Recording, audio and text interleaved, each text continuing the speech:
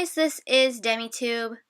Now, this wasn't the type of video that I was expecting to do for my comeback, but it has come to my attention that there is some controversy going on behind Yandere Simulator and its developer.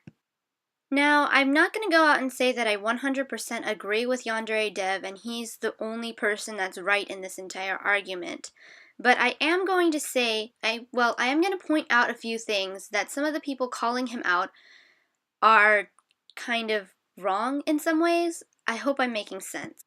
Now, I will go out and say that most of the people who are calling them out are a bunch of social justice warriors from what I can see and what I can sort of tell from their behavior and how they speak and how they call other people out. They seem to be a bunch of social justice warriors that are just triggered all the time.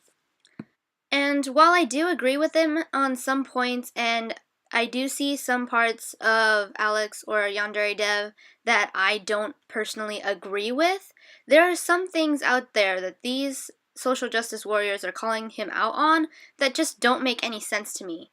So yeah, I'm just gonna go over some of those points. Number 1, everyone that has been calling him out is constantly calling him transphobic or homophobic for not including LGBT plus characters into his story.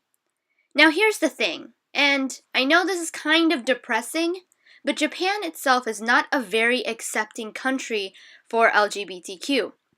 Now, because of Japan's close relations with the United States, they are starting to become more open to it, but it's still not widely accepted, and same-sex marriage is still illegal.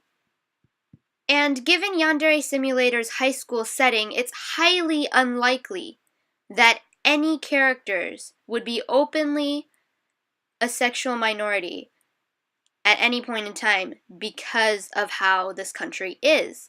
And it's very realistic that none of the characters, at least openly, are LGBTQ. And Yandere Dev has been called out for saying that, and all these social justice warriors are calling him homophobic and transphobic for not including these characters, but I honestly can see why he has chosen not to include these characters, because it will be very unrealistic for them to just be walking around in the open like that. He's also been called out for having an openly homophobic character, aka Yandere-chan's dad, I believe.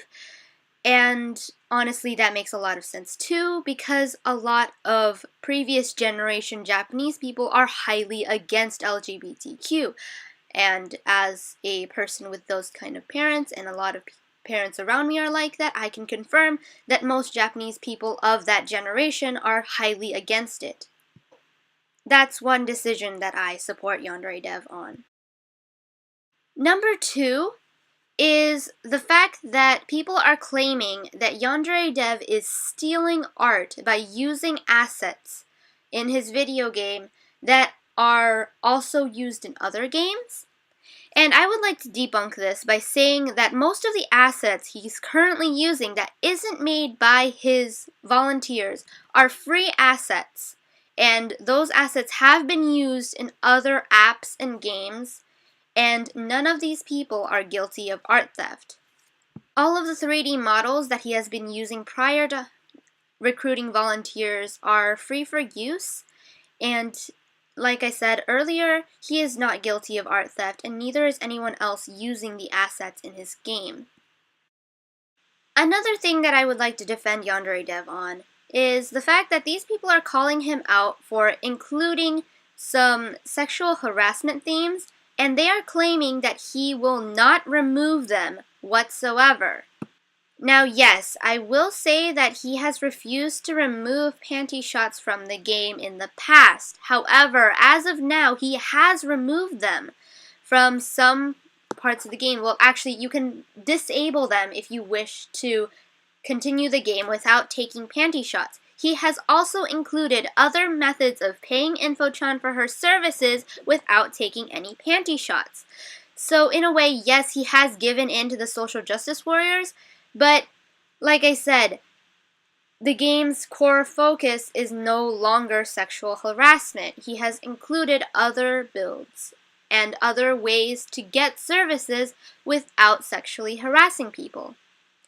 So yeah, this is just ridiculous. The fourth and final thing that I would like to bring up is that most people are calling him out for not paying his volunteers. Yeah, you heard me right. They are claiming that he is abusing them and mistreating them simply because he doesn't pay them. Now, I'm no linguistic genius, but I'm pretty sure I know what the definition of volunteer is.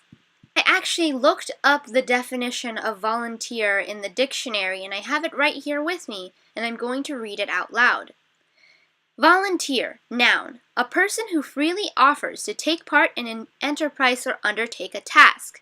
2, a person who works for an organization without being paid. Volunteer is also a verb. 1, to freely offer to do something, or 2, to work for an organization without being paid.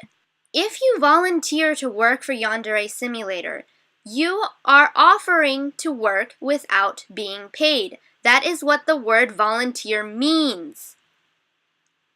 It honestly just pisses me off to no end that people don't even know what the word means and they're still offering to do it expecting something completely different from what the word means. I honestly hope that for the most part, people who are volunteering for Yandere Dev know what they're doing, and they're doing it because they know that they're not being paid and can afford to do so. With all of that said, there are some things that Alex or Yandere Dev has done that I don't personally agree with. However, these were some points that other people on Tumblr have been calling him out for that I just simply could not agree with. And yeah, I hope you guys enjoyed this rather strange video that I've made today, and I hope to see you in my next one.